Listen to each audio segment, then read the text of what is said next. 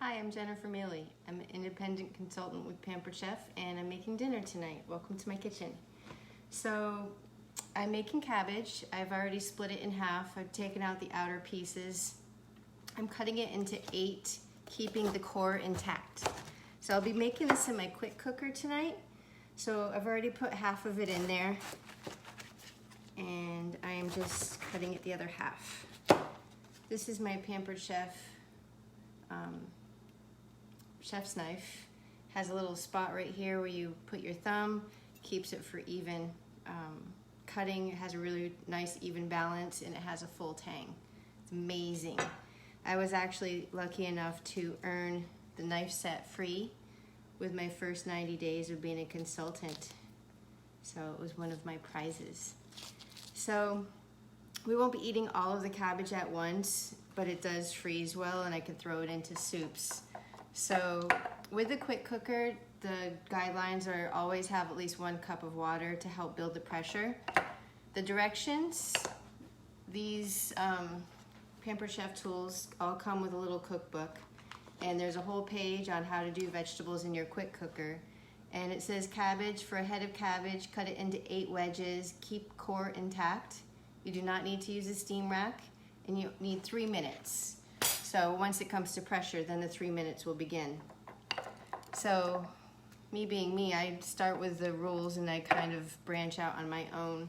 I have some bacon grease that I save in the freezer, and I'm using my basting brush and I'm just brushing the outside just for a little extra flavor.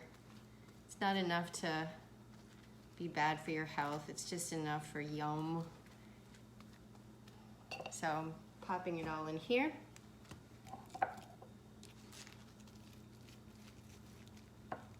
Have a good day.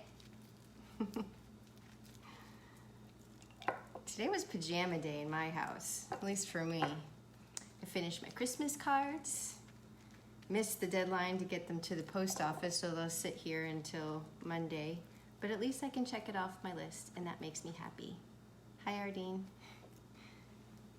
So I love cabbage. I don't know if it's just my New England roots or my Irish heritage, but I'll put cabbage in every soup that I make. And we're gonna be having Knockwurst for dinner, which is kind of like a sausage. But why not? Plus, I've been wanting to use my skewers again. They're way fun. We're gonna do it in the Deluxe Air Fryer. Making a big fat mess. I know, it shocks me too. Okay, so I just kind of nestle it all in. There is a line that says the maximum to fill it 2/3, so I don't want to go higher than that. So this is the inner pot for my quick cooker. I have 1 cup of water already measured out. I just pour it inside. I'm gonna pop this in my quick cooker. I'll be right back. I had to put it on the other side of the kitchen today.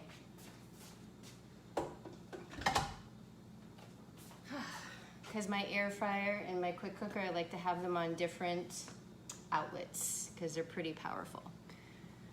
So this is the quick cooker lid. I always check the seals. I was really scared of this thing at first because I remember my grandma's pressure cooker used to freak me out. It would make the loudest sound and everyone would be like, get out of the kitchen.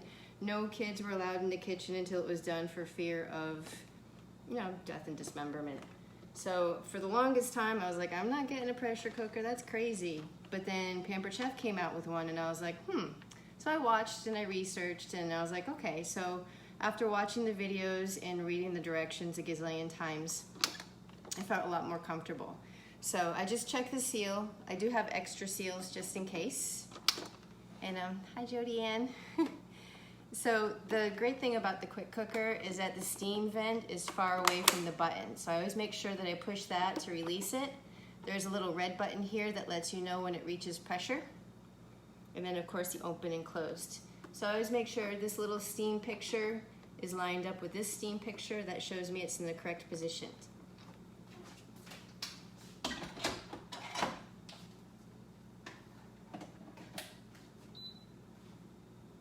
I'm putting it on steam for 3 minutes. I'm adjusting the time. The automatic default is 15. So I just turn it down to, whoop, crap. Push the time button. Little bastard. Oh, I'm pushing the wrong button. Okay, so I have 3 minutes on steam. Everything's lined up. And I push the start button. The funny thing is that my cooking blender, my Deluxe cooking blender, and my quick cooker, their buttons are a little bit different. So sometimes I try to push the same buttons on the quick cooker than I would on the, what's that called? Deluxe cooking blender. I get them mixed up. It's been a long day. Lots of Christmas cards. Okay, next step is my skewers. So I have what I like to call Daphne from Scooby-Doo, the Deluxe Air Fryer. This one's a lot different than the other ones that you may see out at your local box stores. It has a really decent size. You can fit trays. And I also have these skewers. So what I'm gonna do today is show you how to put them together. This rod goes through. This is what helps keep it rotating on the rotisserie. Then you just turn the little knob to tighten it. I have the little skewers here. I just line them up to make sure it's gonna fit okay. Check for tightness. Okay, so this is the first time I've done this, and I thought, hey, this is like homemade roller food, but you know where it's been and you know how long it's been sitting there. So I'm going to put the skewers all the way through. I'm right-handed, so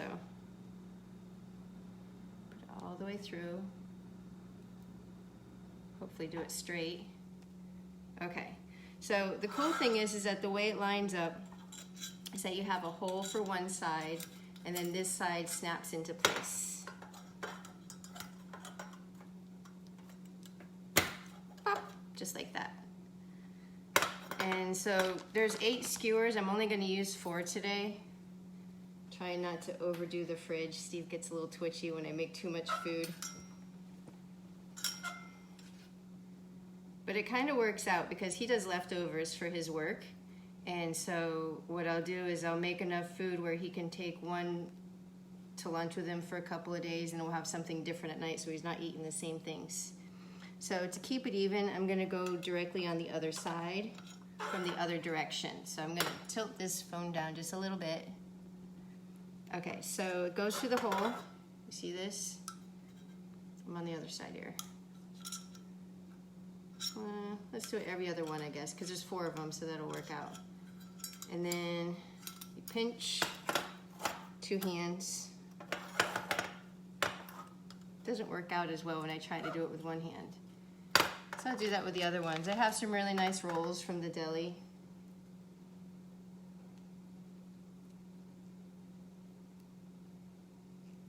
And let's see what direction I went in last time. So I'm doing every other one. I have one more.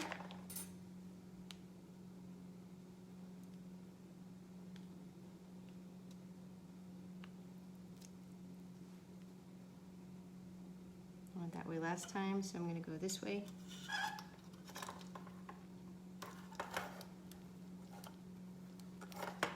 I'm going to turn it because it has like a button to push it.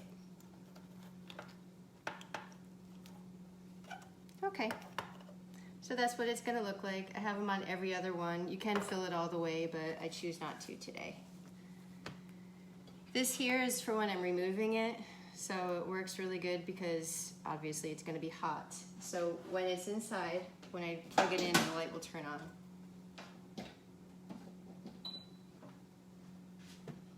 Can you see it? Okay, so there is a knob, there's a hole on the inside on the left that one of the buttons for the rotisserie will pop in, and then there's like a resting one on this side. So this just helps bring it in.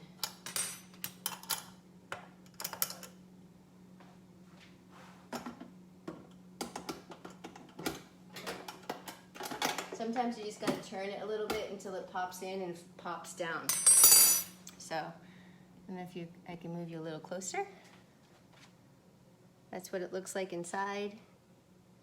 And there is like a cover here that helps. The fan's right on top. Then you have a drip tray on the bottom. And I'm gonna turn it to rotisserie. There's an air fry, bake, roast, rotisserie, reheat, and dehydrate. So you can make like your own beef jerky, but also like fruit jerkies.